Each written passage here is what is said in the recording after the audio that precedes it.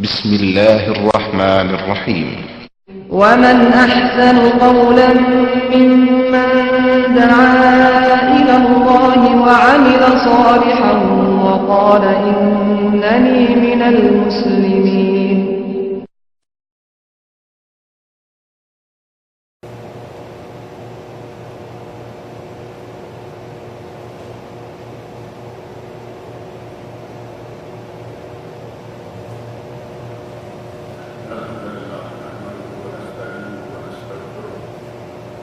ونعوذ بالله من شرور أنفسنا ومن سيئات أعمالنا من يهده الله فلا مضل له ومن يضلل فلا هادي له وأشهد أن لا إله إلا الله وحده لا شريك له وأشهد أن محمدا عبده ورسوله أما بعد فأعوذ بالله السميع العليم من الشيطان الرجيم قل إنما يوحى إلي أنما إلهكم إله واحد فهل أنتم مسلمون فإن تولوا فقل آذنتكم على سواء وإن أدري أقريب أم بعيد ما توعدون إنه يعلم الجهر من القول ويعلم ما تكتمون وإن أدري لعله فتنة لكم ومتاع إلى حين قال رب احكم بالحق وربنا الرحمن المستعان على ما تصفون. سورۃ الانبیاء کی یہ آخری چند آیات ہیں اور ان سے پہلے ایک آیت وما ارسلناک الا رحمۃ للعالمین، اسی ایک آیت پر ہمارے دو درس نکل گئے ہیں. ابھی جو میں نے آیات پڑھی ہیں ان میں سے پہلی آیت میں اللہ رب العزت نے ارشاد فرمایا ہے قل انما یوحی الیہ، اے میرے نبی کہہ دیجئے کہ میری طرف وحی کی جاتی ہے. انما یوحی الیہ، میری طرف وحی کی جاتی ہے. انما الہکم الہ واحد، کہ تمہارا الہ صرف ایک الہ ہے. تمہارا الہ صرف ایک ہے، عبادت کے لائق صرف ایک. فہل انتم مسلمون، تو کیا تم اس بات کو ماننے کے لیے تیار ہو؟ ہم سارے اس بات کو ماننے کے لیے تیار ہیں الحمدللہ کہ ہمارا رب ایک ہے، ہمارا معبود ایک ہے، اور ہم مسلمان ہیں. ہمیں ہاتھی کی، گھوڑے کی، گدھے کی، بندر کی، سانپ کی عبادت کا کوئی شوق نہیں. جن کو اللہ رب العزت نے بنی نوع آدم سے بہت کمتر درجے پر رکھا ہے، اس کی عبادت بنی آدم کیوں کرے گا؟ اللہ رب العزت نے مسلم کافر کا فرق کیے بغیر فرمایا وَلَقَدْ كَرَّمْنَا بَنِي آدم، ہم نے بنی آدم کو عزت بخشی ہے. اللہ رب العزت ہمیں عزت عطا کرے، حیوانوں، پرندوں، درندوں سب پر ہمیں فوقیت دے، اور ہم جن پر ہمیں فوقیت حاصل ہے ان کی عبادت کریں. کیا یہ معقول بات ہو سکتی؟ اللہ رب العزت نے ہمیں عزت عطا فرمائی ہے، ہمیں مکرم بنایا ہے، اور اسی آیت کے حوالے سے وَلَقَدْ كَرَّمْنَا بَنِي آدم، انسان کو اشرف المخلوقات کہا جاتا ہے کہ انسان تمام مخلوقات سے اعلیٰ ہے. کراؤن آف کریشن، پوری مخلوقات کا سرتاج ہے. اب سرتاج گھوڑے گدھے کے سامنے ساتھ جھکائے تو کیا سرتاجی ہے اس کی؟ سرتاج سانپ بچھو کے سامنے جھکے، سرتاج بندر کے آگے. رات میرا درس تھا، میں وہاں ذکر کر رہا تھا کہ بندر جو کہ انتہائی جانوروں میں سے بھی گھٹیا قسم کا جانور ہے. جانور تو جانور ہے. اللہ رب العزت نے جب بنی اسرائیل میں وہ واقعہ پیش آیا کہ ان کو مسح کیا جانا تھا، اصحاب السبت کو، یہودیوں کو، بلکہ بنی اسرائیل میں سے ان لوگوں کو، تو اللہ رب العزت نے فرمایا کونوا قردۃ خاسئین، کہ تم ذلیل و خوار بندر بن جاؤ. گویا کہ اللہ رب العزت نے جب ان کو اللہ اللہ کی نافرمانی کے نتیجہ میں مسخ کیا تو بندر کی شکل میں، اور انسان ہو کر اسی بندر کی پوجا کرنا شروع کر دے، انتہائی احمقانہ حرکت ہے۔ اور مسلمانوں میں بندر کو پوجنے والا، ہاتھی کو پوجنے والا، سانپ کو پوجنے والا تو کوئی نہیں ہے، لیکن پوجا بہت ساری چیزوں کی کرتے ہیں، یہ تو کسی سے پوشیدہ نہیں ہے، جبکہ اللہ رب العزت فرما رہے ہیں قل انما یوحی الی انما الہکم الہ واحد، اے میرے نبی لوگوں سے کہہ دو کہ مجھے وحی کی گئی ہے، کس بات کی؟ کہ تمہارا رب معبود تمہارے لیے لائق عبادت صرف ایک ذات ہے، اور وہ اللہ تعالیٰ کی ذات ہے۔ آگے فرمایا فَهَلْ أَنْتُمْ مُسْلِمُونَ، کیا تم اس بات کو ماننے کے لیے تیار ہو؟ مسلمان کا معنی فرما بردار، مسلمان کا معنی قبول کرنے والا، اطاعت کرنے والا، اور اگر سر تسلیم خم کرنے والا کہیں تو مسلمان میں تسلیم کا لفظ تو موجود ہے۔ مسلمان وہ ہے جو اللہ اور رسول کے احکام پر سر تسلیم خم کر لے، نافرمانی، سرتابی، سرکشی نہ کرے۔ فَإِن تَوَلَّوْا، اللہ رب العزت نے فرمایا کہ اے میرے نبی آپ ان کو یہ اعلان کر دو کہ اللہ کے سوا کوئی معبود برحق نہیں، تمہارے اعلان کرنے کے بعد بھی یہ اگر غیر اللہ کو پوجیں گے، غیر اللہ کی باتیں کریں گے، مردوں سے مانگیں گے، زندوں سے مانگیں گے، جو خود اپنا ہاتھ نہیں ہلا سکتا، پاؤں نہیں ہلا سکتا، اس سے مانگیں گے، تو فرمایا فَقُلْ آذَنْتُكُمْ عَلَىٰ سَوَاءٍ، اے لوگوں میں نے تم سب کو برابر خبردار کر دیا، میں نے تمہیں برابر خبردار کر دیا، اطلاع کر دی۔ اور جملہ جو میں نے کہا ہے کہ آدمی خود اپنا ہاتھ نہ ہلا سکے، دوسروں کے لیے مشکل کشا ہو جائے، عجیب بات نہیں لگتی ہے؟ حضرت علی رضی اللہ عنہ بہت بڑی شخصیت ہے، اس میں کسی کو کوئی شک نہیں، نہ مجھے نہ آپ کو، اور یہ کوئی شیعہ کی ٹھیکیداری نہیں ہے کہ وہ ان کا نام لیتے ہیں، جتنا احترام اور جتنی قدر سے اہل سنت حضرت علی رضی اللہ عنہ کا نام لیتا ہے، شیعہ لے نہیں سکتے۔ نبی صلی اللہ علیہ وسلم کے داماد، نبی صلی اللہ علیہ وسلم کے عمزاد، چچا داد بھائی، اور نبی صلی اللہ علیہ وسلم کے خلیفہ، نبی صلی اللہ علیہ وسلم کے ارشادات کی سرے منہ نافرمانی نہ کرنے والے، نام لے ان کا، اور انہی کے چچا داد بھائی، انہی کے سردار، انہی کے سسر، انہی کے معزز و مکرم نبی کی نافرمانیاں کریں۔ نبی صلی اللہ علیہ وسلم فرمایا سوگ 3 دن، سوگ کتنے دن ہے؟ 3 دن، سوائے اس عورت کے جس کا شوہر مر جائے۔ اگر عورت کا شوہر فوت ہو جائے تو اس کا سوگ 4 مہینے 10 دن ہے، ورنہ 3 دن۔ اب ان کا کون مرا ہوا ہے کہ یہ 1450 سال سے سوگ منائے چلے آ رہے ہیں؟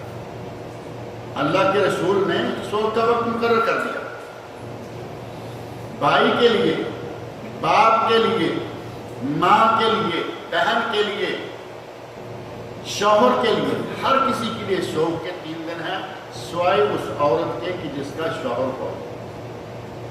یہ 1400 سال سے اپنے آپ کو پیٹتے، روتے، چیختے، چلاتے، چھریاں مارتے، اللہ رب العزت نے دنیا میں عذاب دے دیا کہ جب تک زندہ رہو گے اس عذاب میں مبتلا رہو، آگے آؤ گے تو پھر دیکھو۔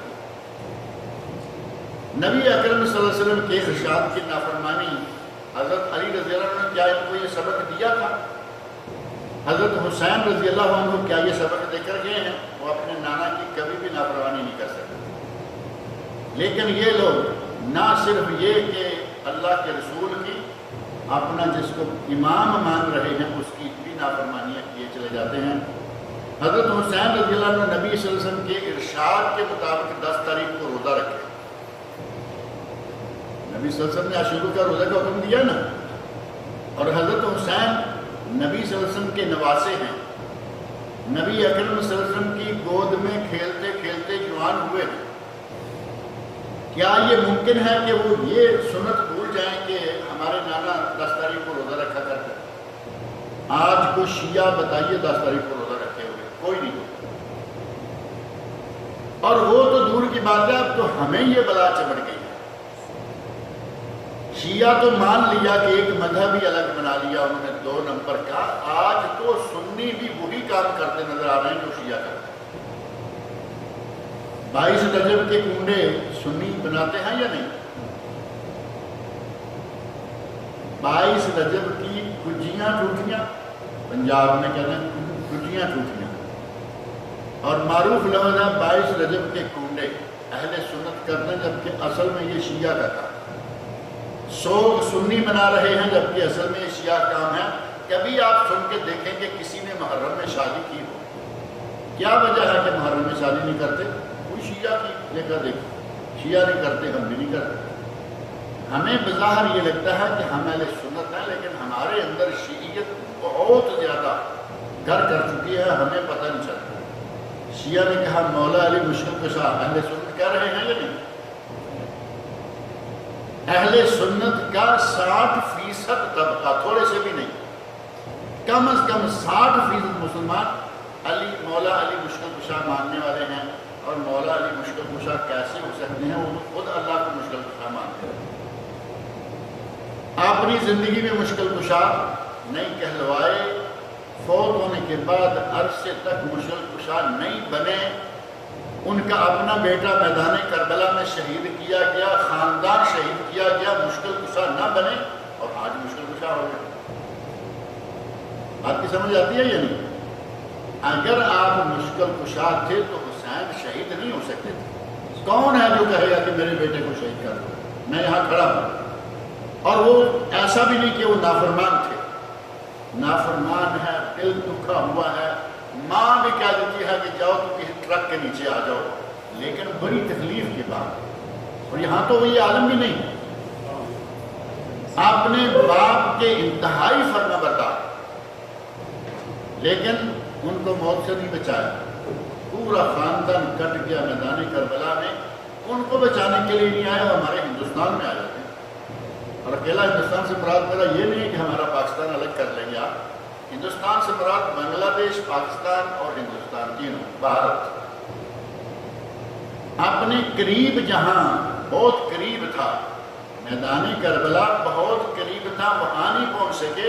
اتنی دور بھارت میں جا کے مشکل کشا کر کے آئے. وہ آپ آج بھی کر رہے ہیں. ہم اپنے آپ کو مسلمان کہلواتے ہیں، مسلمانی ہماری اس طرح کی ہے، اور اپنے آپ کو اہل سنت ہونے کے بڑے دعوے کرتے ہیں. اور ہماری اہل سنیت یہ کہ جو شیعہ کرتے ہیں ہم بھی کر رہے ہیں، جو ہندو کرتے ہیں وہ ہم بھی کر رہے ہیں، جو غیر مسلموں میں عادتیں ہیں وہ مسلمانوں میں بھی آئی ہوئی ہیں. ہماری اس مسلمانی کو کیا نام دیا جائے؟ عجیب. میرا خیال ہے گلوبل مسلمان کہنا چاہیے ان کو آج کل، کہ ساری دنیا کا جتنا کچرا ہے وہ ہم اپنے اندر سموتے چلے جا رہے ہیں.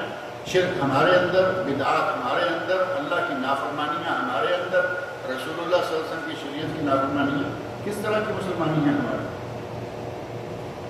اللہ رب العزت نے اپنے نبی سے مخاطب کو فرمایا کہ اے میرے نبی، ان کو کہہ دو کہ ہمارا رب اکیلا ہے، ہمارے عبادت کے لیے صرف ایک معبود ہے. جس کو کل تم نے اپنے کندھوں پہ اٹھا کے قبر میں رکھا ہے وہ تمہارا معبود کیسے ہو سکتا ہے؟ جس کو اپنے ہاتھوں سے غسل دے کے کفن پہنا کر تم قبر میں رکھ کے آئے ہو، وہ نہ کفن پہن سکتا تھا، نہ لباس اپنا اتار سکتا تھا، نہ غسل کر سکتا تھا، نہ چارپائی پہ بیٹھ سکتا تھا. 4 لوگوں نے کندھے پہ اٹھا کے قبرستان پہنچایا، قبر میں دفن کیا، مٹی ڈالی. مٹی ڈالنے اور دفن کرنے تک وہ بے کس اور بے بس ہے یا نہیں؟ اور جیسے ہی مٹی ڈال دی، قبر تیار ہو گئی، وہ ہر کام کرنا شروع ہو گیا. مسلمان کی عقل اتنی ماری گئی ہے کہ جسے تم اٹھا کے قبر میں ڈال کے آئے ہو وہ تمہارا کارساز کیسے ہو سکتا ہے؟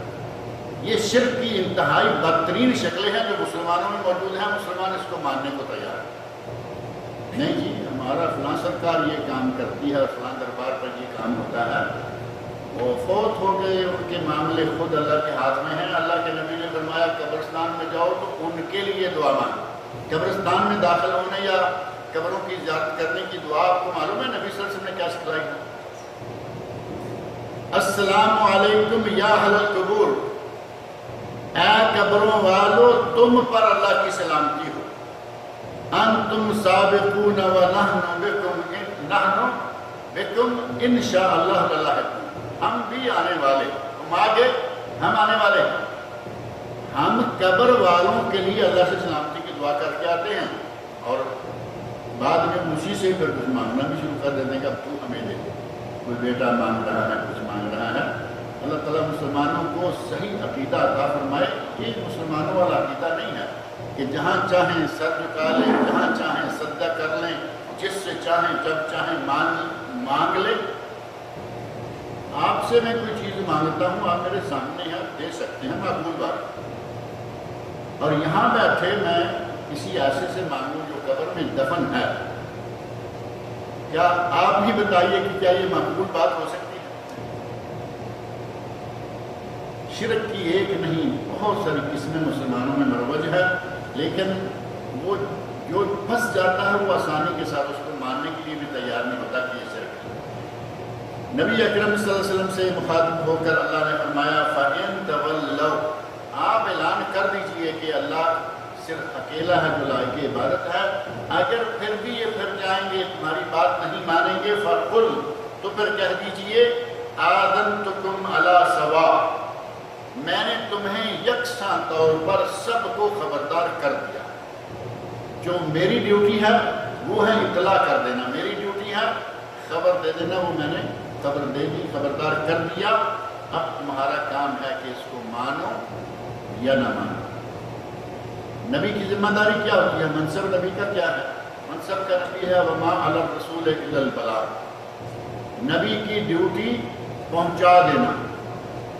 نبی پہنچا گئے کہ عبادت صرف ایک اللہ کی۔ اب ہمارا کام ہے کہ ایک اللہ کی بات کریں، یا جس کو چاہیں خدا بنا لیں، جس کو چاہیں جو چاہیں بنا لیں۔ وَإِنْ أَدْرِي أَقَرِيبٌ أَمْ بَعِيدٌ مَا تُوعَدُونَ، اور ساتھ ہی نبی اکرم صلی اللہ علیہ وسلم فرماتے ہیں کہ مجھے یہ معلوم نہیں ہے کہ جس کا تمہارے ساتھ وعدہ کیا جا رہا ہے، قیامت کے دن کا وعدہ بھی ممکن ہے، اور ساتھ ہی تمہیں غلبہ عطا کر دیا جائے گا، مسلمانوں کو غلبہ عطا کیا جائے گا، یہ بھی ممکن ہے۔ اللہ کے نبی فرماتے ہیں مجھے معلوم نہیں، ان ادری، مجھے علم نہیں ہے کہ جس کا تم سے وعدہ کیا جا رہا ہے اقریب ام بعید، قریب ہے یا بعید ہے، مجھے معلوم نہیں۔ اب نبی صلی اللہ علیہ وسلم کھل کھلا کے کہیں کہ مجھے معلوم نہیں، اور ہم کہیں کہ نہیں آپ کو تو ہر چیز معلوم ہے، یہ کیا دینا ہمارے لیے؟ نبی اکرم صلی اللہ علیہ وسلم تو بہت بڑی شخصیت ہے، وہ تو کبھی کہتے بھی تو ہم مان لیتے کہ چلے ٹھیک ہے۔ آج تو ہمارے ہر کس و ناقص سڑک پہ بیٹھا ہوا آدمی بھی کہے گا جو چاہو سے پوچھو، اس کا کیا معنی ہے جو چاہو سے پوچھو؟ یعنی ہم ساری چیزیں بتا سکتے ہیں، ہمیں سب معلوم ہے۔ انتہائی مشرکانہ قسم کے نعرے سڑکوں پہ پڑے ہوئے ہیں، گھروں میں بلکہ دلوں میں گھسے ہوئے ہیں۔ یہ علم صرف غیب کا علم اللہ کو ہے، اس قضیے سے ہم واقف ہیں۔ بورڈ پڑھتے ہیں، اسی کے پاس بیٹھ جاتے ہیں، اور ہمارے پاکستان میں کتنے لوگ ہیں جو اس قسم کے لوگوں کے ہاتھوں میں چڑے ہوئے ہیں۔ ان کی اپنی کل کائنات کیا ہے جو کہہ رہا ہے جو چاہو سے پوچھو۔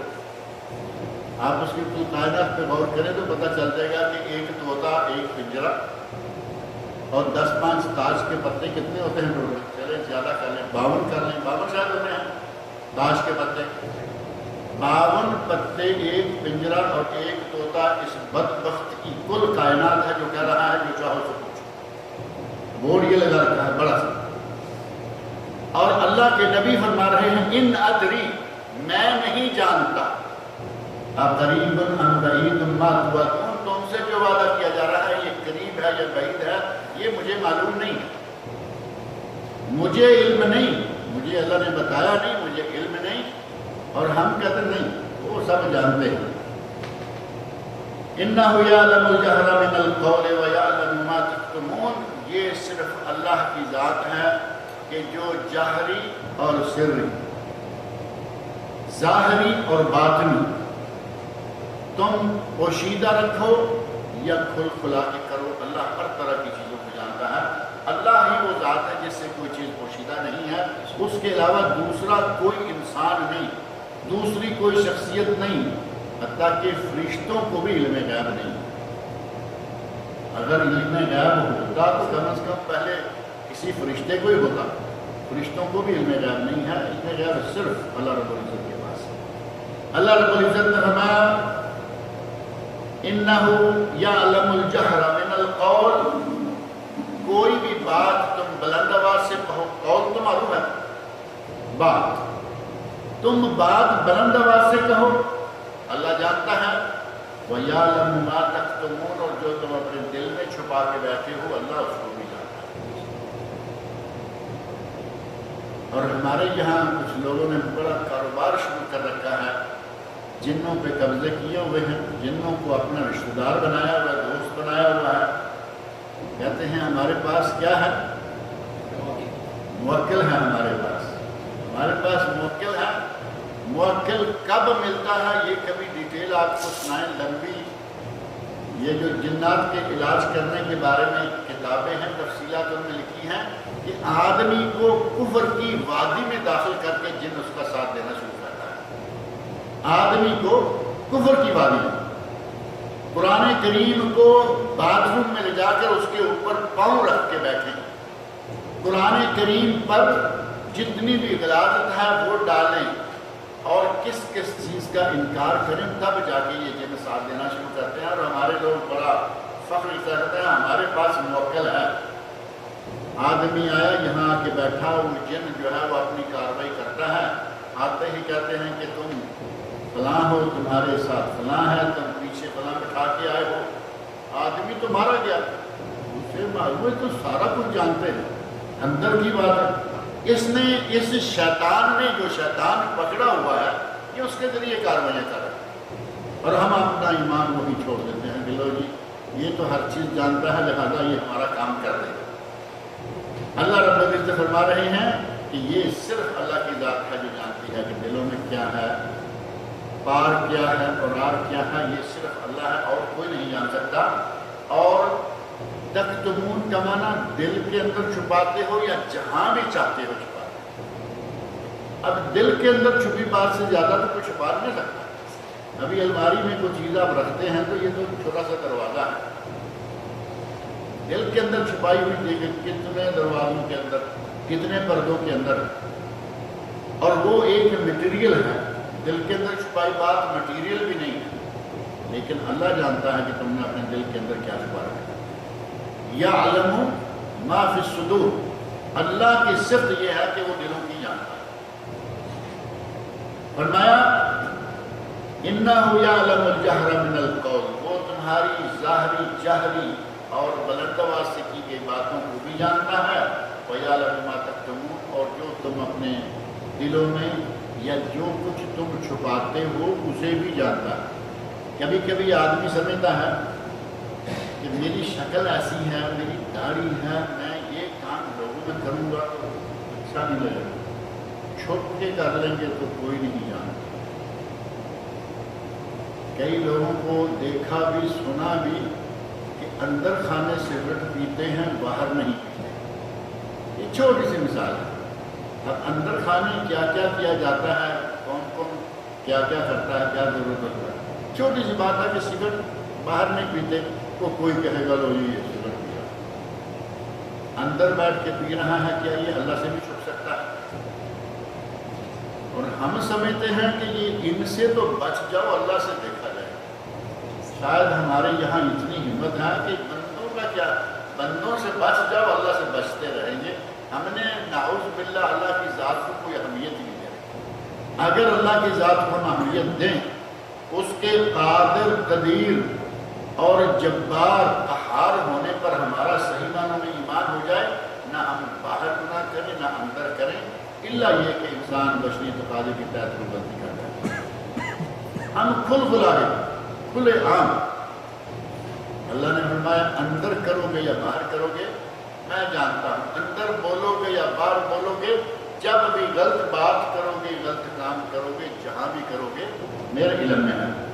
وَإِنْ أَدْرِي لَعَلَّهُ فِتْنَةٌ لَكُمْ وَمَتَاعٌ إِلَىٰ حِينٍ، اور مجھے معلوم نہیں کہ شاید یہ تمہارا امتحان ہے یا ایک وقت تک کے لیے تمہیں دنیا میں اللہ رب العزت نے کچھ موقع دیا ہوا ہے۔ متاع کا معنی کچھ ساز و سامان، دنیا کی زندگی، دنیا کی آسائشیں، دنیا کی چال چکا چوند جو کچھ بھی ہے، یہ کچھ عرصے کے لیے ہے، اور یہ ایک آزمائش ہے۔ یہ ہمیشہ کسی کے پاس نہیں رہنے والا۔ جب کوئی ہمیشہ نہیں رہنے والا تو یہ چیزیں کیسے ہمیشہ اس کے پاس رہیں؟ جس نے ساری دنیا پر حکومت کی وہ بھی آج نہیں ہے۔ سکندر عالم کو کہتے ہیں نا ساری دنیا پر اس کی حکومت، نہ اس کی حکومت رہی نہ وہ خود رہا۔ دنیا ایک عرصے تک کے لیے جن کی بڑی لمبی عمریں تھیں وہ 950 سال حضرت نوح علیہ السلام نے تبلیغ کی، اس کا مطلب ہے کہ 1000 سال سے زیادہ ان کی عمر تھی۔ اور اگر کوئی ان سے بھی لمبی عمر والا تھا وہ دنیا میں نہیں ہے۔ اگر کوئی اتنا طاقتور تھا جن کو اللہ رب العزت نے فرمایا کہ ہم نے لم یخلق مثلھا فی البلاد، ان جیسے دنیا میں دوبارہ بنائے نہیں گئے۔ یہ دیکھیں جا کے مدائن صالح تبوک سے پہلے اور مدینہ کے بعد درمیان میں محافظہ العلا میں یہ بستی ہے حضرت صالح علیہ السلام کی۔ مدائن صالح پہاڑوں کو کاٹ کے اندر مکان بنائے ہوئے ہیں۔ آدمی حیران رہتا، دنگ رہ جاتا ہے کہ یہ کیا انسانوں نے یہ کام کیے ہیں اور کب کیے ہیں۔ آج چھوٹا سا پٹاخہ چلاتے ہیں اتنا بڑا پہاڑ پھٹ جاتا ہے، وہ اس زمانے کی بات بھی نہیں۔ جب کبھی کوئی چھوٹے سے ہتھوڑی سے اور کسی ایسی چیز سے توڑنا تھا، توڑ کے پہاڑوں کو بنایا۔ اللہ نے فرمایا بڑی بڑی قوت والے دنیا میں نے بھیجے، بڑی طاقتوں کے مالک تھے، بڑے بڑے قد تھے، لیکن دنیا میں نہیں رہے۔ بڑی بادشاہیوں والے نہیں رہے، فقیر نہیں رہے، امیر نہیں رہے، دنیا میں کوئی نہیں رہے گا۔ چیزیں کیسے رہیں گی اور چیزوں کی ملکیت کیسے رہے گی؟ فرمایا یہ ایک وقت تک کے لیے امتحان ہے اور دنیا کا تھوڑا بہت ساز و سامان ہے۔ قال رب احکم بالحق، نبی صلی اللہ علیہ وسلم کہتے ہیں، قال نبی نے کہا رب احکم بالحق، اے اللہ تو حق کے ساتھ فیصلہ فرما، تو حق کے ساتھ فیصلہ فرما دے۔ اور ساتھ ہی فرمایا وَرَبُّنَا الرَّحْمَنُ الْمُسْتَعَانُ، ہمارا رب ہی رحمان ہے جس سے کہ مدد طلب کی جا سکتی ہے۔ واللہ المستعان کہتے ہیں نا محمد، آپ عربوں کو بار بار کہتے ہوئے سنیں گے واللہ المستعان، واللہ المستعان، معنی یہ کہ اللہ ہی وہ ذات ہے جس سے مدد طلب کی جا سکتی ہے۔ ہماری طرح کا یہاں عربوں کا عقیدہ نہیں ہے، ہم تو ہر کسی سے مدد طلب کر رہتے ہیں نا، مردے سے ہم کرتے ہیں، زندہ سے ہم کرتے ہیں، قریب والے سے ہم کرتے ہیں، بعید والے سے ہم کرتے ہیں۔ لیکن عربوں کا اس اعتبار سے عقیدہ بہت اچھا ہے، ان کے یہاں یہ شرکیہ امور نہیں ہے، نہ ہونے کے برابر۔ اگر کہیں پایا جائے گا تو اس کے قریب میں کوئی پاکستانی ہوئے گا یا اس کے گھر میں کوئی پاکستانی مین عورت ہوگا۔ اگر کوئی آپ کو مشرکانہ عقیدے کا مالک عرب ملے گا، اس کی نانی، اس کا نانا، اس کی بیوی، کوئی نہ کوئی اس کا رشتہ دار ہمارے ملکوں میں سے ہوگا۔ ہمارے ملکوں سے شرک سے بھرے ہوئے لوگ جس کے ساتھ جڑ جائیں گے کچھ نہ کچھ اپنا کام اپنا دکھائیں گے۔ اصلاً یہاں کے لوگ جو ہیں وہ بالکل خالص عقیدے کے مالک ہیں۔ المستعان کا معنی جس سے مدد طلب کی جا سکتی ہے، طلب کی جاتی ہے، جو مدد کر سکتا ہے۔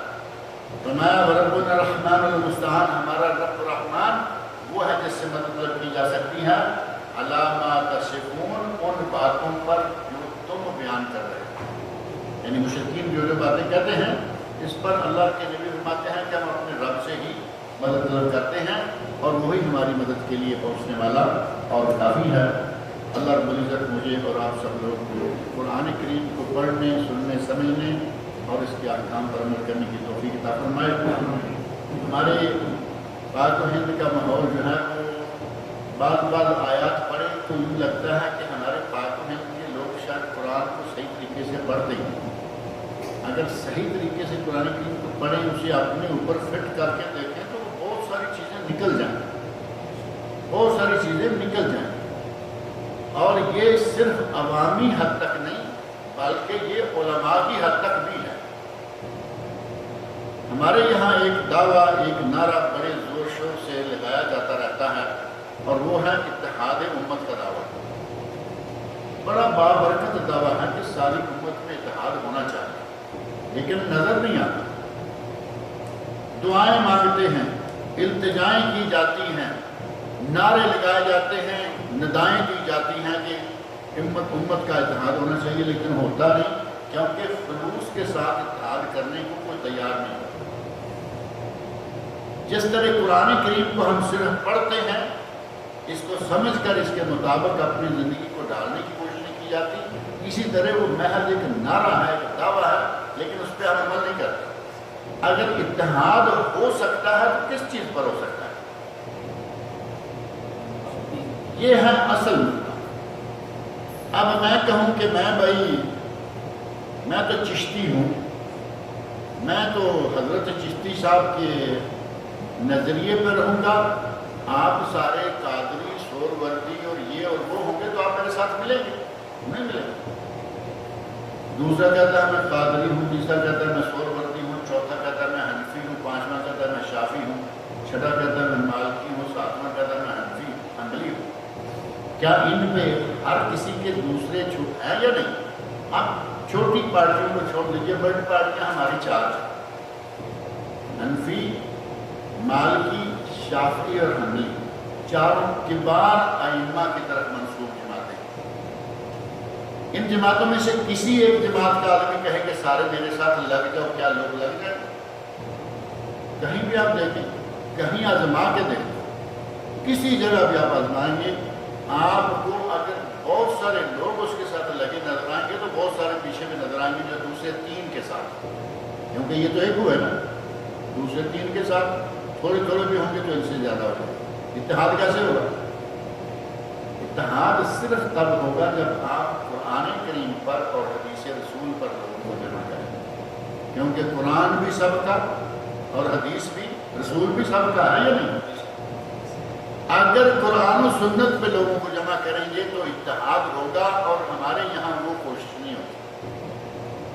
بعض علماء نے پچھلے دن میں مشورہ دیا تھا کہ اگر ہم مان لیتے ہیں کہ اجتہادی مسائل میں اختلاف ہو سکتے ہیں رہیں گے، کوئی حرج نہیں، اجتہادی مسائل، جو مسائل قرآن کریم سے اور نبی صلی اللہ علیہ وسلم کی احادیث و سنت سے ثابت ہیں، کم از کم ان پر ہی متفق ہو جائے، اتحاد ہو جاتا ہے کہ بھائی قرآن و سنت میں سارے متفق ہیں، اب رہے اتحادی، اپنے اپنے امام کی مانو، کوئی حرج نہیں۔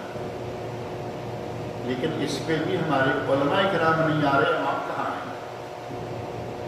اللہ تعالیٰ علماء کرام کو بھی ہدایت دے اور عوام کو بھی قرآن کریم پڑھنے اور اس میں جو چیزیں آئی ہیں ان پر غور کرنے اور ان پر عمل کرنے کی کوشش کریں۔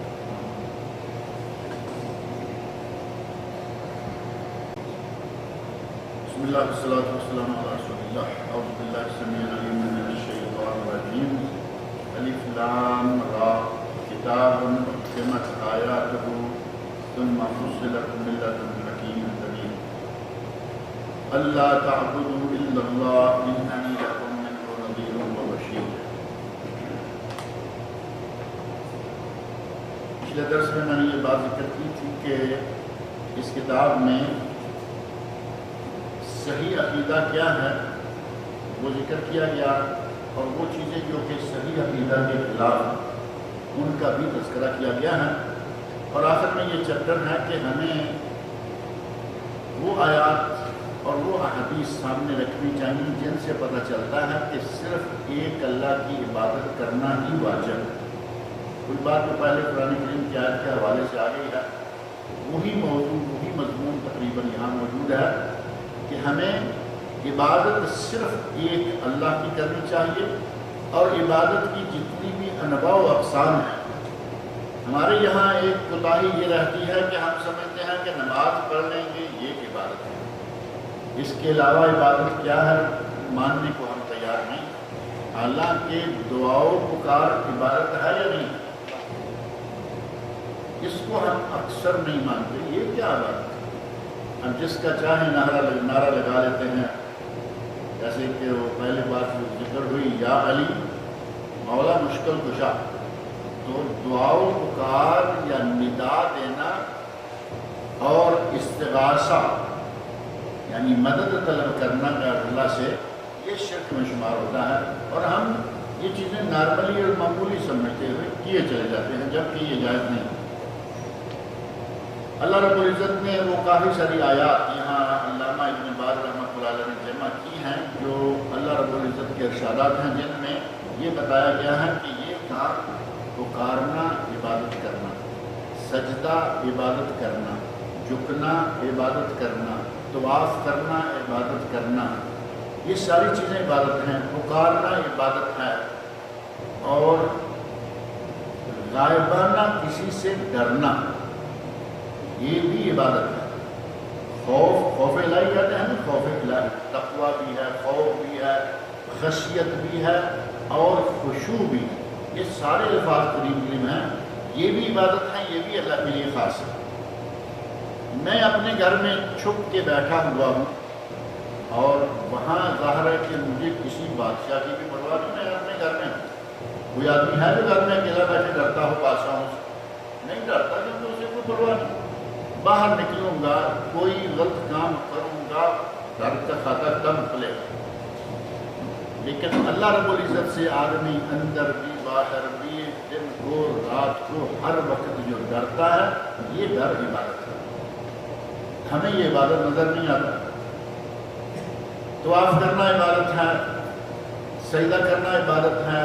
سجدہ کس کس کو کیا جانا چاہیے؟ صرف اللہ کو۔ ہمارے یہاں قبروں کو سجدے کیے جاتے ہیں، مزاروں پہ سجدے کیے جاتے ہیں، اور پہلے تو یہ عام رہتا تھا کہ کبھی ایسی کوئی بات کریں، میں نے کی مثال کے طور پر کہ قبروں کو سجدہ کیا جاتا ہے، یہ اچھا نہیں ہے، یہ شرک ہے، تو فوراً کئی لوگ کہہ دیا کرتے تھے کہ نہیں جی کون سجدے کرتا ہے قبروں کو، یہ ایسے باتیں کرتے ہیں، بلکہ ساتھ میں ایک لقب بھی دے دیتے ہیں کہ یہ وہابی ہوگا، یہ وہابی ہوگا، اس لیے ایسی باتیں کرتے ہیں۔ اب یہ باتیں پوشیدہ نہیں رہی، اب ساری چیزیں on line on the record آپ دیکھ سکتے ہیں۔ سجدے میں قبروں پہ سر رکھ کے سجدے میں پڑا ہوا مسلمان نظر آئے۔ ہمارے پاکستان میں حج عبادت ہے یا نہیں؟ اور کہاں کا حج ہونا چاہیے؟ بیت اللہ کا یا ہمارے کسی کے گھر کا؟ حج البیت العتیق، اللہ کے پرانے گھر کعبہ شریف کا حج ہونا چاہیے۔ ہمارے پاکستان میں حج ہوتا ہے، کیوں رحمت الدین صاحب؟ بہشتی دروازہ ہے، بہشتی دروازہ الگ مسئلہ ہے، حج بھی ہو رہا ہے، حج ہو رہا ہے، طواف سعی اور زمزم، وہاں زمزم نکل رہا ہے۔ جہاں مکے میں تو میں نے زمزم دیکھا وائٹ کلر کا، وہاں کا کالے رنگ کا زمزم۔ میں نے وہ ویڈیو دیکھی ہے، جس کو دیکھنی ہو، شیخ توصیف الرحمان صاحب کی ویڈیو ہے، انہوں نے وہ پورا حج دکھایا ہے جو کر رہے ہیں ہمارے پاکستان میں۔ پنجاب بڑا غنی علاقہ ہے، اس میں نبی آتے ہیں، اس میں سارے کام۔ پنجابی نبی معلوم ہے نا کہیے، مرزا غلام احمد قادیانی بھی پنجاب میں تھا، قادیان پنجاب میں ہے، لیکن پاکستانی پنجاب میں نہیں، انڈین پنجاب میں۔ ایک ارشد بٹ دبئی میں تھے، انہوں نے نبی ہونے کا وعدہ کیا، بٹوں میں بھی نبی ہیں۔ اب یہ نہیں کہ صرف کوئی قادیانی نبی، یعنی بٹوں میں بھی نبی ارشد بٹ۔ یہ اجمان یو اے کا ایک شہر بھی ہے، اسٹیٹ بھی ہے، وہاں اس نے دعویٰ کیا۔ ظاہر ہے کہ وہاں کے تو لوگ دوسرے دن اٹھا کے لے جائیں گے وہاں سے، میں کہیں بات کیا۔ ہمارے پنجاب میں بڑا کچھ ہوتا ہے، یہ حج باقاعدہ وہاں ہو رہا ہے، اور وہ نیچے سے جب زمزم اس نے گلاس میں ڈالا اور ایک آدھ گھونٹ پیا، اور ہمارے یہاں مکہ والے ہم کچھ اوپر بھی بہاتے ہیں نا، اوپر بہایا، یقین مانے میری آنکھوں کے سامنے وہ منظر آ رہا ہے، اس کا سارا منہ کالا ہو گیا۔ اتنا گندا کالا پانی سر پہ ڈالیں گے تو منہ کا کیا رنگ ہوگا؟ منہ کا رنگ کالا ہوگا۔ اب یہ بھی اگر ابھی تک شرک نہیں ہے تو آپ مجھے بتائیے کہ شرک کس کو کہتے ہیں؟ طواف کعبہ کے باہر ہو رہا ہے، سارے کام کعبہ، اپنا زمزم بنا لیا، اپنا سب چیز بنا لیا، اور ایک کوہ مراد نام کا پہاڑ ہے کہیں بلوچستان میں، آپ کے ساتھ بلوچستان بھی ڈال لیجیے، پاکستان میں بڑی بڑی چیزیں ہیں، بڑی بڑی کاروائیاں کرتے رہتے ہیں لوگ۔ کوہ مراد کا طواف ہوتا ہے اور وہ سمجھتے ہیں کہ بس ہمیں کام چل گیا، ہمیں کہیں جانے کی ضرورت نہیں ہے۔ اور اسی طرح کے بہت سارے کام ہیں۔ اللہ رب العزت نے ہمارے لیے صرف اللہ رب العزت کی عبادت کرنے اور ساری عبادتوں کو اس کے لیے خاص کرنے کا حکم دیا۔ کوئی بھی عبادت، سجدہ ہے، دعا پکار ہے، طواف ہے، نماز ہے، روزہ، حج، زکوٰۃ ہے، یہ صرف اللہ کے لیے۔ اور جب باری آئے گی حج کی تو وہ کہیں بھی آپ حج نہیں کر سکتے۔ حج کے لیے اللہ رب العزت نے بیت العتیق کا ذکر کر دیا، وَلْيَطَّوَّفُوا بِالْبَيْتِ الْعَتِيقِ، یہ قرآن کریم کے اندر ہے۔ طواف کرو بیت عتیق، پرانے اللہ کے پرانے گھر کا، وہ ہے کعبہ شریف، بیت اللہ۔ پاکستان میں اب کعبہ کیسے بنائیں گے؟ بنا کے رکھا ہوا ہے۔ ابھی افریقی ممالک میں سے ایک ویڈیو آ رہا ہے، وہ آپ نے دیکھا ہوگا،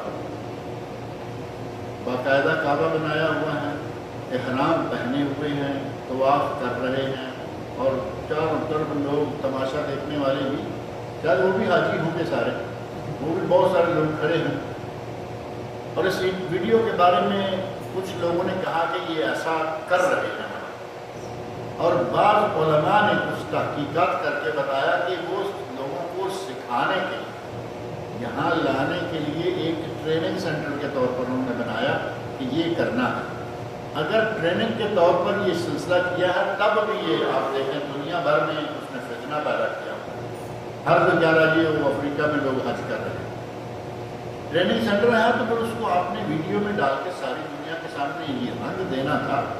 کہیں آپ اس کو، یہاں اگر ٹریننگ سینٹر کام کیا جائے، احرام باندھنے کے لیے ایک آدمی کا یہاں کھڑے ہو کے احرام باندھنا کافی نہیں، وہاں سینکڑوں لوگ ہیں، سارے احرام باندھے ہوئے نظر آتے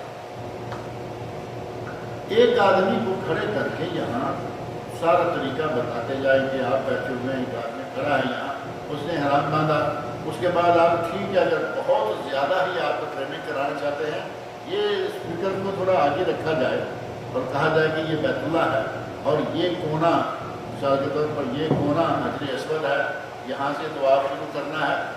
تھوڑی سی جگہ میں چھوٹے سے کام اتنے بڑی ساری دنیا میں اتنا پھیلا دیا اس کو، اور لوگ کہہ رہے ہیں کہ وہاں یہ حج ہے۔ تو اللہ رب العزت نے جتنی بھی عبادتیں، عبادت صرف نماز نہیں ہوتی، سجدہ مطلقاً عبادت، فسجد وقترب، قرآن میں اللہ نے حکم دیا ہے سجدہ کر اور قرب حاصل کر۔ سجدہ بھی عبادت، رکوع بھی، ورکعوا مع الراکعین۔ قرآن کریم کی آیات میں جتنی عبادت کا ذکر اللہ نے کیا ہے وہ صرف اللہ کے لیے ہونی ہے، اور یہ واجب ہے کہ آدمی صرف اللہ کے لیے عبادت بجا لائے۔ یہ ساری چیزیں جہاں آیات میں ذکر کی ہیں مجھے یاد پڑتا ہے کہ یہ آیات ہم نے ساری پڑھی ہیں۔ اور آخر میں اللہ رب العزت نے دوسرا جو پچھلے درس کے آخر میں میں نے ذکر کیا تھا کہ اللہ رب العزت نے ہمیں دشمنوں پر غلبہ پانے کے لیے کیا کرنا چاہیے وہ بھی ہمیں بتایا، اور ہم اللہ کے بتائے ہوئے پہ عمل کریں تو کہیں وہ بھی آئے گا نا کہ بھائی یہ بھی ہم کر لیں، باقی چیزوں پہ نہیں عمل کرتے تو یہ کیسے عمل کریں۔ اللہ رب العزت نے قرآن کریم کی آیات میں جہاں جہاں وَلَا إِن سَأَلْتَهُم مَّنْ خَلَقَهُمْ لَيَقُولُنَّ اللَّهُ، اللہ رب العزت کے بارے میں مشرکین مکہ تک کا جو عقیدہ تھا ہمارے تو اب وہ بھی نہیں رہا ہونا۔ مشرکین مکہ کا بھی عقیدہ تھا کہ ہر چیز اللہ بناتا ہے اور ہر چیز کا خالق اللہ ہے، اور ہم نے تو آج کچھ چیزیں جو ہے وہ غیر اللہ کی طرف منسوخ کرنا میں شروع کر رہے ہیں۔ رات میں نے اپنے درس میں ذکر کیا ہمارے گجرات میں جو سرکار ہیں شاہ دولہ ولی، چھوٹے چھوٹے سر والے جو ہمارے پاکستان میں خاص طور پر پنجاب میں گھومتے پھرتے نظر آتے ہیں نا، ان کو شاہ دولہ ولی کے چوہے کہا جاتا ہے۔ انسان نام درکہ شاہ دولہ ولی کے چوہے، کہتے ہیں کہ سرکار کے، سرکار نے بنائے نعوذ باللہ من ذالک۔ ہر چیز کا خالق اللہ ہے، اور اس بات کو مشرکین بھی مان رہے ہیں۔ قرآن کریم کا ایک مقام نہیں ہے قرآن کریم کے 3 مقامات رات میں نے وہاں پڑھ کے بھی سنائے تھے، جن میں سے ایک اتفاق سے یہاں اس کتاب میں بھی ہمارے سامنے آ گیا ہے۔ وَلَا إِن سَأَلْتَهُم مَّنْ خَلَقَهُم، اگر تم ان سے پوچھو کہ انہیں کس نے پیدا کیا، کس نے بنایا، من خلقہم، انہیں کس نے بنایا۔ اب انہیں کی ضمیر جو ہے یہ 2 طرف جاتا ہے۔ مشرک سے پوچھو کہ تمہیں کس نے بنایا، اور اگر وہ مشرک شرک کر رہا ہے، اس نے سامنے کوئی بھی چیز کھڑی کر رکھی ہے، ہاتھی ہے، بندر ہے، قبر ہے، زندہ ہے، مردہ ہے، دوسری بات یہ ہے کہ اس سے پوچھو کہ جس کی عبادت کر رہے ہو اسے کس نے بنایا۔ مشرکین سے دونوں طرح کے سوال ہیں، اور دونوں طرح کے سوال کا جواب اللہ رب العزت دیا کہ میرے نبی لا یقولن اللہ، یہ یقیناً یہ کہیں گے کہ انہیں اللہ نے بنایا۔ مشرکین مکہ بھی یہ باتیں ہیں کہ ہر چیز اللہ نے بنائی ہے، ہمارے لوگوں نے کچھ چیزیں الگ کر لی ہیں جو میلاد میں بننا شروع ہو گئی اور کچھ فلاں چیزیں بننا شروع ہو گئی۔ شرک کے مختلف دروازے جیسے میں نے پہلے عرض کیا موجود ہیں، اور مشرکین مکہ سے بھی ہمارے لوگ جو ہیں وہ اب کچھ آگے بڑھتے جا رہے ہیں۔ مشرکین مکہ کو اچانک ایک نئی چیز مل گئی تھی، 600 سال ہو گئے تھے دین نہیں تھا۔ یہ تو آپ کے علم میں ہے نا، حضرت عیسیٰ علیہ السلام کو دنیا سے اٹھائے گئے 600 سال ہو گئے۔ اب اتنے لمبے عرصے میں دین نام کی کوئی چیز بچی نہیں تھی، جہالت ہی جہالت تھی، جو مشہور ہے عہد جاہلیت کہتے ہیں۔ نبی صلی اللہ علیہ وسلم کی بعثت سے پہلے کے زمانے کو عہد جاہلیت، عہد جاہلیت میں جاہل لوگ جو ہیں وہ تو 600 سال سے بیچارے کوئی کتاب نہیں، کوئی چیز نہیں، کوئی نبی نہیں، ان کا جہالت پہ اڑنا، اچانک نیا دین آ گیا، اور ان کا یہ کہنا کہ ہم تو وہی کریں گے جو ہمارے باپ دادا کرتے آئے ہیں۔ قرآن کریم میں ہے یا نہیں؟ ہم تو وہ کریں گے جو ہمارے باپ دادا کرتے ہیں، کیونکہ 600 سال سے دین ہے نہیں۔ ان کے نزدیک یہ نئی چیز تھی، انہوں نے کہا ہم یہ نہیں مانتے، ہم تو وہ کریں گے جو آج کسی مسلمان کو بھی یہ حق پہنچتا ہے۔ مسلمان کل پیدا ہوا ہے، دین اسلام 1400 سال سے آ رہا ہے۔ ایک مسلمان کی کتنی بھی لمبی عمر ہوگی، دین اسلام اس سے پہلے ہے یا نہیں؟ اور دین اسلام الحمدللہ اپنی اصل شکل میں آج تک موجود ہے۔ لوگوں نے 1000 کوششیں کی کہ اس کو بدلیں، قرآن کریم کو بدلیں، نہیں بدل پائے۔ لوگوں نے 1000 کوششیں کی کہ حدیث میں کچھ ملغبہ اپنا داخل کریں، نہیں کر پائے۔ ہزاروں لاکھوں روایتیں گھڑ کر کتب حدیث میں داخل کی، محدثین نے ایک ایک چن کے الگ کر دی ہے کہ یہ تمہاری ہیں، یہ ہمارے نبی کی باتیں۔ آج تو کسی کو یہ حق ہی نہیں پہنچتا کہ وہ کہے کہ ہمیں اصلی چیز پہنچی نہیں اور ہمیں پتہ نہیں پہنچی یا نہیں۔ آپ قرآن کریم کا کوئی نسخہ اٹھا کے دیکھیں، ہمارے پاس اصل حالت میں آج بھی الحمدللہ قرآن کریم موجود ہے۔ آپ کے علم میں ہے کہ اسرائیل نے ایک چھاپا ہے الفرقان، آپ کے علم میں آئی ہوگی بات، اس قرآن کے مقابلہ میں انہوں نے الفرقان نام کی کتاب عربی میں چھاپی اور کہا یہ قرآن، اور اہل علم نے اس کا رد کیا کہ یہ قرآن کیسے ہو سکتا ہے، اس میں جو جو باتیں لکھی ہوئی ہیں، اللہ رب العزت کے کلام میں جو تاثیر ہے، جو بلاغت ہے، جو فصاحت ہے، وہ دنیا کے کسی بھی کلام میں، کسی بھی کتاب میں نہیں ہو سکتی۔ ہر ممکنہ کوشش جو ہے وہ کر رہے ہیں۔ ہمارے پاس الحمدللہ دین موجود ہے۔ اصل حالت میں مشکل یہ ہے کہ ہمارے آج بھی ہمارا اعتماد نہیں جمتا۔ کیا وجہ کیا ہوتی ہے؟ مشرکین مکہ تو 600 سال سے جہالت میں تھے، ہمارے مسلمان علم کے نور کے اندر رہتے ہوئے بھی جب اپنی مرضی کے خلاف بات آئے تو کیا دیں گے کہ ہم یہ باتیں کرتے ہیں، کیا ہمارے باپ دادا سارے کوئی جاہل تھے یا کوئی احمد تھے؟ یہ وہی بات نہیں ہے جو مشرکین مکہ کہہ رہے ہیں۔ اور آپ اس کا اندازہ کر کے اپنے گریبان میں جان کے دیکھیں، کبھی کھلے میں آپ کو ایسی باتیں کرتے ہوئے لوگ ملیں گے، نظر آئیں گے، سننے میں باتیں آئیں گی، بہت بڑی باتیں کرتے ہیں، یا ہمارے باپ دادا جن کا نام لے کہتے ہیں کہ وہ جی ان میں یہ تھا، ان میں یہ تھا، یہ نہیں ہونا چاہیے، یہ نہیں ہونا چاہیے، کیا وہ سارے ہمارے باپ دادے جاہل تھے؟ یہ عین مشرکانہ نظریہ ہے جو مکہ والوں میں تھا، وہی ہے۔ مکہ والوں کو مجبور سمجھا جا سکتا ہے، ہم مجبور نہیں ہیں۔ ہمارے پاس الحمدللہ ہر طرح کی کتاب آئی ہے۔ قرآن کریم کا کم از کم 40 زبانوں میں ترجمہ تو یہاں آپ کے سعودی عرب میں کیا گیا اور ساری دنیا میں جا رہا ہے۔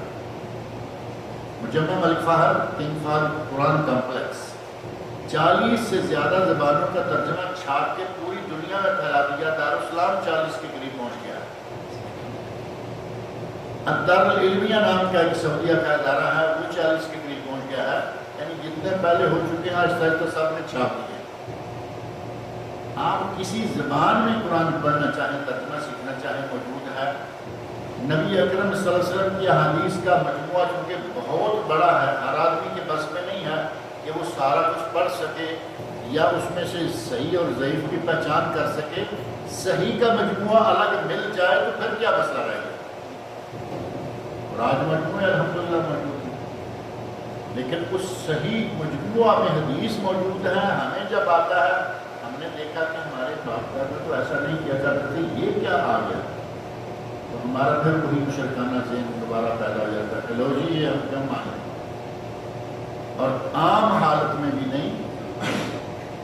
صحیح بخاری قرآن کریم کے بعد امت بھر کے علماء کا یہ فیصلہ ہے کہ قرآن کریم کے بعد اگر کوئی صحیح ترین کتاب ہے تو وہ بخاری شریف۔ بخاری میں بات موجود ہے، کبھی کسی سے کہہ کے دیکھیں تو ہمارے ماں باپ جاہل تھے، یا پھر دوسرا جملہ کہتے ہیں کہ ٹھیک ہے ہم جا کے کہیں بات کریں گے، یعنی اس کے دماغ میں یہ نہیں بیٹھ رہا کیونکہ وہ سنتا آ رہا ہے، چچا پاپا ماموں کو دیکھتا آ رہا ہے، جو دیکھتا آ رہا ہے اس سے ہٹنے کا نام نہیں ہے۔ یہ چیزیں آج امت اسلامیہ میں بڑی زور سے بیٹھی ہوئی ہیں، ان کو نکالنا ضروری ہے، اور ان چیزوں کو نکال کر اگر خالص اسلام پہ ہم جمع ہو جائیں تو انشاءاللہ اتحاد امت پہ ہو جائے گا، اور آج جو امت اسلامیہ کی حالت ہے یہ بھی انشاءاللہ بدل جائے گی، اس میں قوت آ جائے گی۔ آج چھوٹا سا اسرائیل ہے، ساری دنیا کے مسلمانوں کو جنے چبا رہا ہے۔ کتنا بڑا اسرائیل آپ کو معلوم ہے؟ کہیں گے جی اس کے پیچھے وہ فلاں بڑا ہے۔ آپ کبھی مل کر دیکھیں، اکٹھے بیٹھ کر دیکھیں، وہ پیچھے والے کو ہوش ہی نہیں آئے گا اور یہ اسرائیل ختم ہو چکا۔ لیکن کیا کریں، اس طرف ہم آتے نہیں، آنے کے لیے تیار ہی نہیں ہوتے، ہمارے اپنے دھندے نہیں ختم ہوتے۔ مسلمانوں میں وہ چیزیں ساری کی ساری ختم ہو گئی آہستہ آہستہ، جو امت اسلامیہ کی فتح اور غلبے کے اسباب تھے، اس طرف ہم آنے کے لیے تیار ہیں۔ اسباب انشاءاللہ اگلے درس میں ذکر کریں گے۔ اللہ رب العزت مجھے اور آپ سب لوگوں کو صحیح مسلمان بننے، کتاب اللہ سنت رسول پر عمل کریں گے۔ اگلے درس میں انشاءاللہ جن لوگوں کے پاس یہ کتاب نہیں تھی وہ بھی سب کے پاس ہوگی، اور پھر آپ کے سامنے آیات بھی ہوں گی، احادیث بھی ہوں گی، سنیں گے انشاءاللہ سے۔ کوئی سوال ہو متعلقہ درس سے متعلقہ یا کوئی روزمرہ کا تو آپ کر سکتے ہیں، جو نہیں تو پھر کھانا آپ کے لیے آیا ہے۔ بڑے تو یہ عام طور پہ کہتے ہیں کہ 12 علوم ہو تو پھر قرآن سمجھے۔ قرآن میں اللہ رب العزت نے فرمایا ہے وَلَقَدْ يَسَّرْنَا الْقُرْآنَ، ہم نے قرآن کو آسان کیا۔ مولوی کہتا ہے کہ 12 علوم پہلے سیکھو تو پھر قرآن۔ اللہ کی مانیں گے یا مولوی کی مانیں گے؟ اللہ کا قرآن کہہ رہا ہے وَلَقَدْ يَسَّرْنَا الْقُرْآنَ، اور ہمارے پاک و ہند میں، حتیٰ کہ میرا خیال بنگلہ دیش میں بھی وہی پڑھا ہے۔ یسرنا القرآن ایک قاعدے کا نام ہے یا نہیں؟ یسرنا القرآن قاعدے کا نام بھی یہ ہے، اور یہ قرآن کی آیت کا لفظ دیا گیا وَلَقَدْ يَسَّرْنَا الْقُرْآنَ، ہم نے قرآن کو آسان کیا۔ یعنی قرآن آسان ہے۔ آپ کو عربی نہیں آتی اردو لے لیں، اردو نہیں آتی پشتو لے لیں، پشتو نہیں آتی ملیالم لے لیں، ہر زبان میں بتا رہا ہوں 40 زبانوں میں قرآن کریم چل چکا، 45 میں۔ آسان اللہ رب العزت نے کر دیا ہمارے لیے۔ اب رہا مسئلہ وہ قاعدہ کہ 12 علوم پہلے سیکھیں یا 14 سیکھیں یا اتنے سیکھیں، مولوی شاید آپ کو قرآن تک پہنچنے نہیں دینا چاہتا۔ پہلے 12 علوم سیکھو پھر قرآن کو پڑھو، نہ رہے گا بانس اور نہ بجے گی بانسری، تو وہ بات نہیں۔ اللہ رب العزت کی مانیں گے تو اللہ نے فرمایا قرآن آسان ہے، مولوی کی مانیں گے تو مسئلہ بڑا مشکل ہے۔ یہ ایسی باتیں اتنی مشہور کی جا چکی ہیں ہمارے برصغیر میں کہ لوگ قرآن کے ترجمے کی طرف آتے ہی نہیں۔ ابھی آج کل الحمدللہ کافی اس سلسلہ میں کیا کہتے ہیں کیا آ رہا ہے، مسلمانوں میں کشادگی آ رہی ہے، مسلمانوں میں آہستہ آہستہ الحمدللہ بیداری آ رہی ہے۔ ابھی آپ کو جگہ جگہ قرآن پڑھانے کے لیے، قرآن کا ترجمہ سکھانے کے لیے کلاسیں موجود ہیں، یہاں موجود ہیں۔ اس سینٹر میں لیڈیز کے لیے روزانہ صبح ایک درس یہاں ہے، لیڈیز باقاعدہ قرآن سکھاتی ہیں لیڈیز کو، اور بہت سارے مردوں کے ادارے موجود ہیں، آن لائن اپنے گھر میں بیٹھ کے آپ پڑھ سکتے ہیں۔ بہت سارے اداروں کے لعنت میں پڑھتا رہتا ہوں کہ گھر میں بیٹھ کے قرآن سیکھیں، لیکن سیکھیں تو صحیح۔ اب لوگوں نے سکھانا شروع کر دیا، وہ مولوی اپنی جگہ پکے ہیں کہ پہلے 12 سیکھو پھر ادھر آؤ، لیکن دوسرے جن کو معلوم ہے کہ 12 کی ضرورت نہیں ہے، 15 کی، جو قرآن سیکھنا چاہے اس کے لیے آسان ہے، لوگوں نے سکھانا شروع کر دیا ہے، لوگ سیکھ رہے ہیں۔ کوشش کریں کہیں نہ کہیں سے آپ کو قرآن سیکھا ہے۔ اس میں سب سے بڑا مسئلہ جو ہے ہمارے یہاں پاکستان والدین ترجمے کی طرف آتے ہیں، ان کا کہنا یہ ہوتا ہے کہ قرآن صرف عربی میں آپ عربی نہیں پڑھو۔ وہی 12 والی بات ہوئی نا کہ پہلے لغت عرب سیکھو، ڈکشنری پڑھو، پھر فلاں فلاں چیزیں ایسا کر رکھا۔ آج تو یہ مجبوری ختم ہو گئی نا، آج تو ہمارے پاس اردو میں ٹرانسلیشن بھی موجود ہے، ساتھ ہی ایکسپلینیشن بھی موجود ہے، ترجمہ ہی نہیں بلکہ تفسیر تشریح۔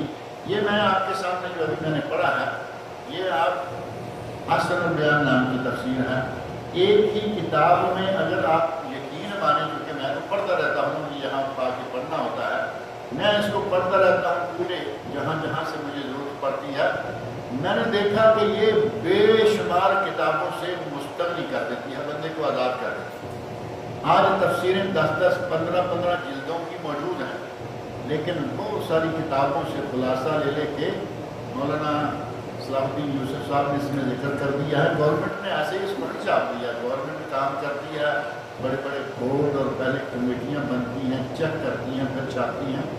کمیٹیوں نے اس کو مانا کہ یہ واقعی اس لائق ہے، اس کی سرکاری سطح پہ چھاپا ہے، سرکاری سطح پہ چھاپ کے ساتھ دنیا میں جا رہی ہے، حاجیوں کو دیتے ہیں، عمرہ کرنے کے لیے آنے والوں کو دیتے ہیں۔ ویسے یہاں جگہ جگہ یہ تقسیم ہوئی، اس اسلامک سینٹر سے بہت زیادہ تقسیم ہوئی مختلف زبانوں میں۔ اس کی اپلیکیشن بھی ہے جی اس کتاب کی اپلیکیشن بھی ہے، آپ موبائل پہ بھی کر سکتے ہیں۔ جی اور آسانیاں ہیں۔ تو جو بات آپ نے کہی ہے وہ وجہ ہے کہ ہمارے بزرگ جو ہیں، ہمارے بزرگوں کے بعد ہمارے مسجد کے مولوی صاحب جو ہیں وہ قریب نہیں آنے دیتے، ورنہ اللہ نے قرآن ہمارے لیے بہت آسان کیا ہے، اور یہ آسانیاں ہیں اللہ کی ہمارے لیے کہ ہماری زبان میں آ گیا۔ کوشش صرف یہ کرنی چاہیے کہ اس کے لیے وقت نکالا جائے، تھوڑا تھوڑا، بہت زیادہ نہیں۔ کبھی آپ روزانہ 10-15 منٹ کی طے کر لینا کہ میں نے 1 آیت 1.5 آیت پڑھنی ہے یا 1 صفحہ پڑھنا ہے۔ 1 صفحہ پڑھنے میں کتنا لگے گا؟ گھنٹے تو نہیں چاہیے نا، 10 منٹ 15 منٹ 1 صفحہ قرآن کریم پر روزانہ پڑھیں گے، آپ کو انشاءاللہ تھوڑے عرصے میں سمجھ آ جائے گی کہ قرآن میں کیا ہے۔ دیکھیے ترجمے کے حد تک اگر دیکھیں تو انڈیا پاکستان میں اشرف علی خان صاحب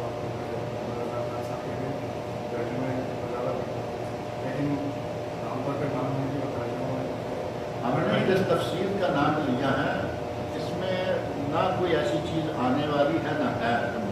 میں اس لیے کہہ رہا ہوں کہ یہاں زیادہ تر فری میں ملتی ہے، اگر کسی کو فری تک پہنچ نہ ہو سکے تو وہ ہمارے دارالاسلام ادارہ ہے، وہ دے رہا ہے، میرا خیال 20-30 ریال کا ایک پورا ملتا ہے، وہاں سے لے لے۔ ہم کتنے سگریٹ میں 10-15 دن میں 30 ریال خرچ کر لیتے ہیں، قرآن خریدنے میں کیا اتنا بول رہے ہیں؟ آپ کے پاس قرآن تفسیر ایک بڑا مجموعہ جمع ہو جائے گا 20-30 ریال میں، لہذا یہ بھی نہیں ہے کہ ہر کوئی چیز اٹھائیں اور پڑھنا شروع کریں. میں نے پہلے ذکر کیا کہ حدیث علماء تک نہیں پہچان سکتے کہ اس میں صحیح کیا ہے ضعیف کیا ہے، لیکن محدثین نے الگ الگ کر دی. صحیح کا حصہ لیجیے، ضعیف کو چھوڑ دیجیے. آپ عالموں کا کام ہے وہ صحیح ضعیف چیک کرتے رہتے ہیں، فائدہ اٹھاتے ہیں. ہمارے لیے صحیح حصہ الگ سے موجود ہے، صحیح بخاری موجود ہے، صحیح مسلم موجود ہے، صحیح ابو داؤد موجود ہے، صحیح ترمذی موجود ہے، صحیح نسائی موجود ہے، صحیح ابن ماجہ موجود ہے، صحیح سیرت النبی موجود ہے، صحیح ادب المفرد. ایک آدمی نے اتنا کام کیا کہ شاید پوری امت کا بوجھ اتار کے چلا گیا، علامہ محمد ناصر الدین البانی رحمۃ اللہ. اس کے علاوہ بہت ساری کتابیں ہیں کہ وہ الگ الگ تو نہیں چھپی، ان کے نیچے فٹ نوٹس لگا کر انہوں نے بتا دیا یہ حدیث صحیح ہے، یہ ضعیف، یہ صحیح ہے، یہ ضعیف. اگر کوئی ایسی کتاب ہاتھ میں ہے تو صحیح لیتے جائیں، ضعیف چھوڑتے جائیں. اسی طرح ترجمے بہت سارے ہیں واقعی، اور ان میں سے کچھ قابل اعتراض ترجمے بھی ہیں. لہذا یہاں گورنمنٹ نے چھاپا ہے، کوئی اعتراض والا ترجمہ نہیں ہے، صاف ستھرا. اعتراض والا ترجمہ چھپا تھا، انہوں نے اس کو بیان کر دیا. اس کے بعد پھر اس کی ریپلیسمنٹ کے طور پر یہ چھاپا ہے، اور یہ پاکستان میں موجود ہے. انڈیا میں بھی اب یہ چھپ رہا ہے. یہی آستن البیان انڈیا میں بھی چھپ رہی ہے، صاحب مسلم نے چھاپی ہے. کوشش کریں، اچھی تفسیر کی کتاب ہے، یہ ضرور سارے لوگ اپنے پاس رکھیں. السلام علیکم شیخ صاحب، یہ قبروں پہ زیارت کی دعا جو ہے السلام علیکم یا تو جو مردے ہیں ان لوگ کو یاد سے مردے کی قبر پہ آپ کھڑے ہو کر اسے کہتے ہیں یا حضرت قبور، تو اس کا معنی یہ تو نہیں کہ زندہ آپ کے سامنے آ گیا ہے، آپ کی بات اس نے سن لی ہے. آپ کے تصور میں ہے کہ اس قبر میں مردہ ہے، ساری قبر مردوں کی ہیں. اس حوالے سے آپ نے کہہ دیا السلام علیکم یا حضرت قبور، اے قبروں والے. یہ تو ہمیں معلوم ہے کہ یہ مر کے قبروں میں گئے یا زندہ تو ہے، یہ تو مسلمان نہیں مانتا نا. یہ کھینچ کے لانے سے آپ اس کو زندہ نہیں کر سکیں گے کہ ہم چونکہ یہ کہتے ہیں اس لیے وہ زندہ ہیں قبر میں. اگر یہ مانے تو اس کا معنی تو یہ ہوا نا کہ پیر نہیں، ہر بندہ زندہ ہے. پیر والے تو یہ کے زندہ ہو گئے. یہ نبی صلی اللہ علیہ وسلم نے دعا سکھلائی ہے کہ یہ دعا مانگو. ٹھیک ہے، مانگتے ہیں سارے مانگتے. یہ مدینہ جانے پہ یا نبی وہ بھی قبر پہ کھڑے ہوئے، ادھر ادھر نہیں، مدینہ میں نہیں، قبر رسول سے. جیسے یہاں قبرستان والے کہہ رہے ہیں نا یا حضرت قبور، یہاں یا رسول اللہ قبر پہ کھڑے ہو کر کہتے ہیں تو اس کی بھی گنجائش، کیونکہ آپ قبر رسول پر ہیں. یہاں سے کہیں گے تو پھر صحیح نہیں. اور یہ ساری چیزیں محض اس لیے ہے کہ آپ ایک چیز ہمارے سامنے موجود ہے، اسی کو خطاب کیا جاتا ہے. اس کا معنی یہ نہیں ہے کہ وہ کر سامنے آ گیا ہے، زندہ ہے، بیٹھ گیا ہے اور آپ بات کرنے جا رہے ہیں. نبی صلی اللہ علیہ وسلم نے فرمایا کہ تم جہاں کہیں بھی ہو مجھ پہ سلام پڑھو، درود پڑھو، تو مجھے پہنچایا جاتا ہے. ایک روایت میں ہے کہ تم میری قبر پہ پڑھو تو وہ میں سنتا ہوں. یہ روایت ضعیف ہے، محدثین کرام میں سے کسی سے پوچھ کے دیکھو. میں سنتا ہوں نہیں، مجھے پہنچایا جاتا ہے. وہی حدیث صحیح ہے، قبر کے پاس ہو یا جہاں کہیں بھی ہو مجھے پہنچایا. اس لیے بات ہمارے بعض مسلمان جو ہیں بھی مدینہ جا رہے ہو تو میرا سلام نبی پاک کو کہنا. میں نے ایک دن یہ بات ذکر کی تھی کہ میں اتنا گناہ گار ہوں، مجھے معلوم ہے. اور یہ بھائی مجھے کہتے ہیں کہ تم مدینہ جا رہے ہو تو بھائی میرا نبی پاک کو سلام پہنچانا. مانتے ہیں کہ پہنچایا جا سکتا ہے. میرے گناہ گار کے ہاتھوں سلام بھیجنے سے کروڑوں گنا بہتر نہیں ہے کہ فرشتہ سلام لے کے جائے. کیا خیال ہے؟ اللہ کے نبی فرما رہے ہیں ان للہ ملائکۃ سیاحون، اللہ کے کچھ سیاح فرشتے ہیں جو دنیا بھر میں گھومتے رہتے ہیں، جہاں کوئی درود و سلام پڑتا ہے وہ نبی پاک کو پہنچاتے ہیں. اب فرشتے کے ہاتھوں ڈاک بھیجنا بہتر ہے یا میرے جیسے ڈاکی کے ہاتھ؟ سیدھی سی بات. اللہ تعالیٰ مجھے آپ سب کو نیک عمل